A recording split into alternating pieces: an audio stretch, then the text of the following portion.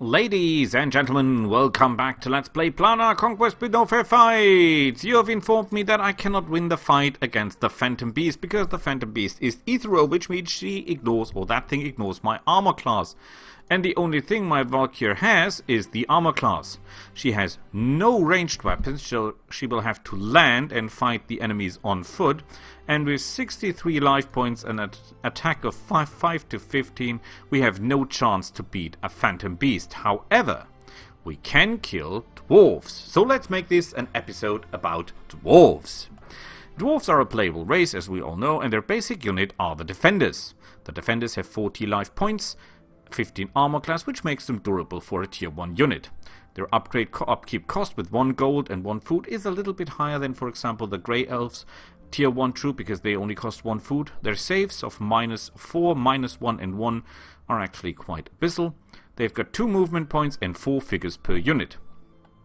Their only special ability, and that is an ability that all dwarves have, I will not say that to every dwarven unit, is the Mountaineer ability.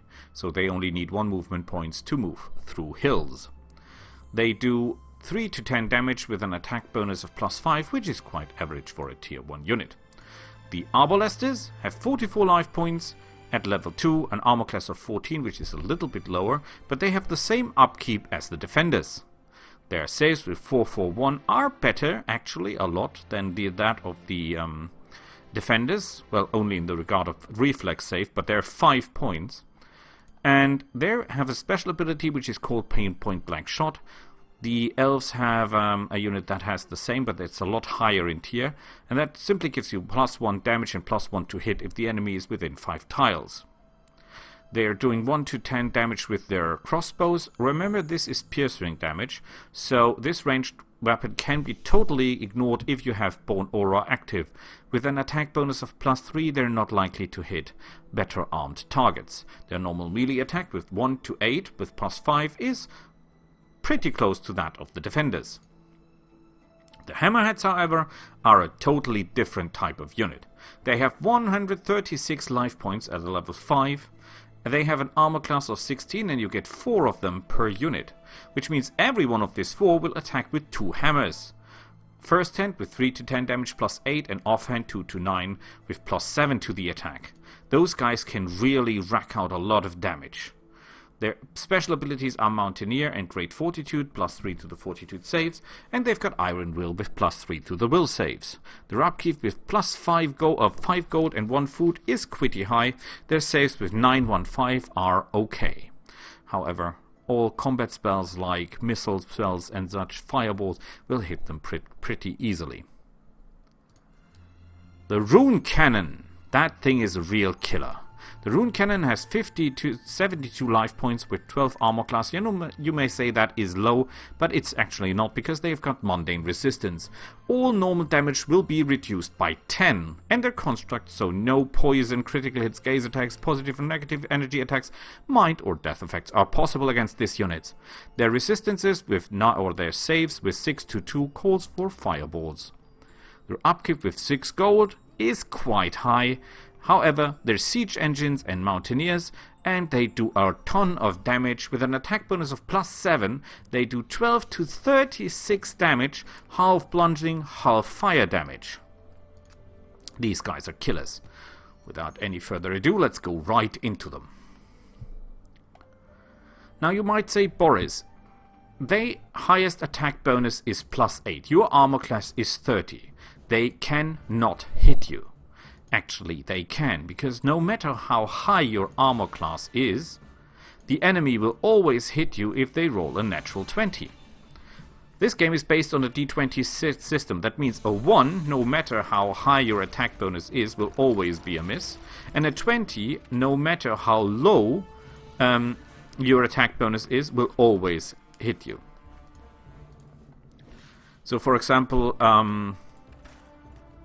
a peasant with +1 to attack, fighting a dragon with 40 armor class, will always hit the dragon if he rolls a 20, no matter that his attack bonus is mathematically far too low to guarantee a hit. What I will do now is I will place myself in the middle of the ranged fighters, because every time they use a ranged weapon, I get a free attack, and that's awesome.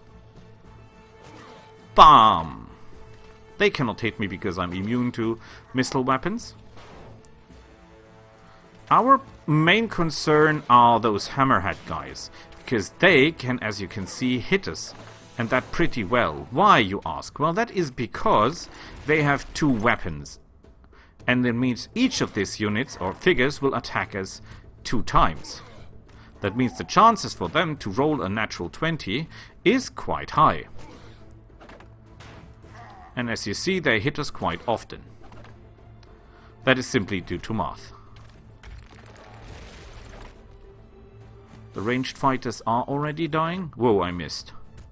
Even though my attack bonus is so high. Well, it's the opposite of the D20. Come on! Okay.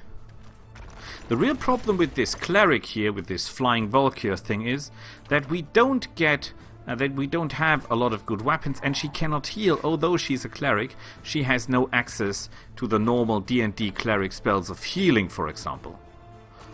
Which makes keeping her alive quite hard. And these guys are pretty lucky because I keep missing them. I have no real idea why, but I am. Ooh, that was a critical.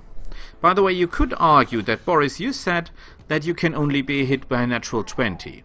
And you're immune to critical hits, so why can they hit you in the first place?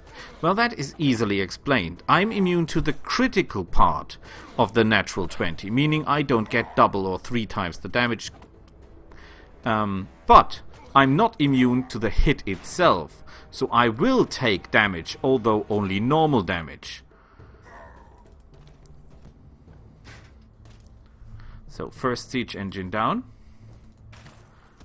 So don't feel safe if you say, oh boy, oh, I have the highest armor class, the enemy cannot hit me unless he rolls a 20 on a D20, and then of course I have the construct ability, so I cannot get a critical hit, I'm immune. No, you're not. You will still take normal damage when the enemy rolls a 20.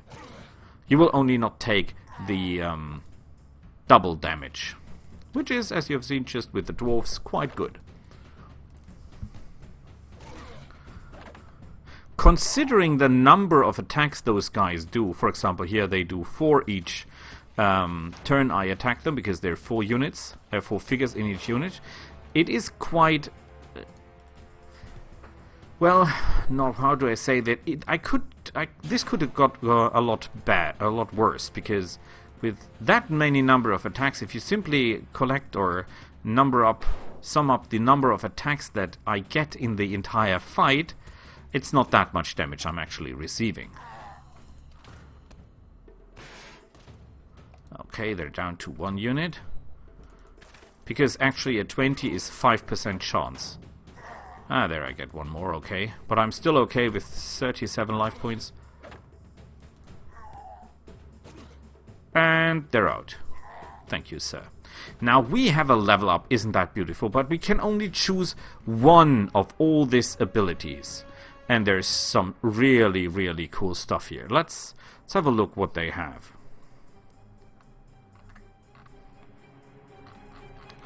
They have the Iron Will. We don't need that. +3 to will saves. Legendary. This only gives 5 fame once, not every turn. Aura of Courage. Very good if you work as an army leader. Sage. 5 research points. You need actually 2 buildings to get the same number of research points. Focuser. I always recommend, because you get more mana for your hero. And that is free mana. That is mana that is not subtracted from the mana you've got in your pool. Great Fortitude, Enchanter. Difficulty is very important because it tells you how much the enemy is able to resist your spells, and each point counts. Healer does not mean that the unit can cast heal. It means it heals 25% faster by doing nothing or just normal healing. Aura of Resolve is another buff for the entire army. Mauler I totally don't like, because while you do more damage, you're less likely to hit. We can choose one of the spells. Vortex creates a vortex which moves randomly across the battlefield. Each damage it passes through is dealt 12d6 bludgeoning damage and pushed back 1 tile. That's actually not that bad. Disables flying, we don't need that. Cyclone, we don't need that. Stasis, nice. Vacuum damage, 5d8. Or an air elemental. We take the air elemental. We get some gold, some mana, the Spell of Benediction, and a Ring of Glory. What the heck is a Ring of Glory? Units attacks ignore armor. Yay! Mundane resistance 10. Yay! Illusion immunity. Yay! All mind effects. We don't care for that. But the thing with the... this is actually quite nice. I like that. That's a good ring. Nothing to say about that. What is the Benediction spell? Seems to be a combat-only spell? Benediction! Grants spell resistance and extra damage for all friendly units. Oh boy. Haha. Let's think of an army of ranged fighters. You will do absolutely havoc with that. Okay. What else do we have? Oh yeah, you informed me I cannot win this fight because my guy does not have stone form active, which means that my little hero insect here will be killed by the undead very, very easily. So we're not doing that. We'll keep that for the moment. We should, however, start casting that spell to make him immune to that, so that he can do that later on. Very nice. We have a mana problem, have we? You tell me that I cannot fight all these guys because I've only got 5 arrows, and as the armor class of these guys is only 19, and when you look at the armies, at the enemies, +8, they will hit me quite often. Even more than often, because we have to fight them in melee once we run out of arrows, so there is not a good way for us to fight those things. So we're just flying around looking for trouble. You will scout this direction, find out if there is more for us, and we actually need someone to activate that hero there. And I think that should be the Pioneers. Okay. Someone has cast a spell there. That does not really help us. Oh crap, there is a city. Elves! That's pretty bad because that means elves is bad. Elves is bad. They've got druids. You will go this way. Is there anything we can kill here? Demons and unicorns, they can teleport. And they can throw fireballs. That is totally not our style. We have minus 17 gold. Although we have now more food. Okay. Does not help us because those guys always take 2 turns to build. You. What is here? Different griffins and gins. We cannot beat those. Experience cage. Nice. Gold. Gold will be useful. What do we have here? An entire army of flying monsters. Not good for us. How far are you with levels? 225. I'm not sure they can even go to level 10.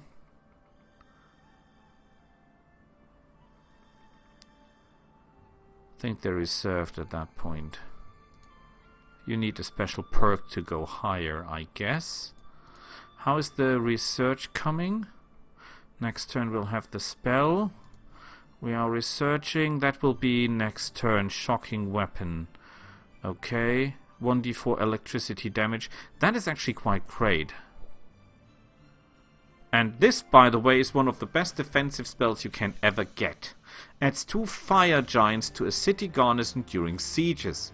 To all friendly cities. Yes, 10 mana upkeep, I've seen that. But just let that stick to your head. Plus 2 fire giants that help you protect. Do we have a fire giant here somewhere that I can show you? No, this is just normal fire guys. There must be something fiery here somewhere. Come on. No, no, no. No, this is a hill giant, close, but not yet. Fire giant, yeah. 2 of those guys for every siege you get. Oh boy, are your cities safe. The enemy comes with flyers, don't care. Those guys got long reach. Those guys come with unit that can take a punch, no problem. This guy can punch them through the wall, through the countryside, back to where they came from without any problems. And they're immune to fire, by the way. Their saves are pretty good. Yes, the upkeep, but, well, once you get them, you can dismiss them if you cannot pay the upkeep. However, with that being said, we'll see each other next time. Oh, well, I think I can move you. Because I actually don't want you to do anything. Because you are an idiot, if I get that right. Yeah, you've got 2 abilities that are totally bad. You're no use to me.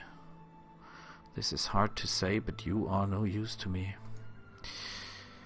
Hurts me deeply, but that's how it is. Well, with that being said, let's see each other next time. Bye!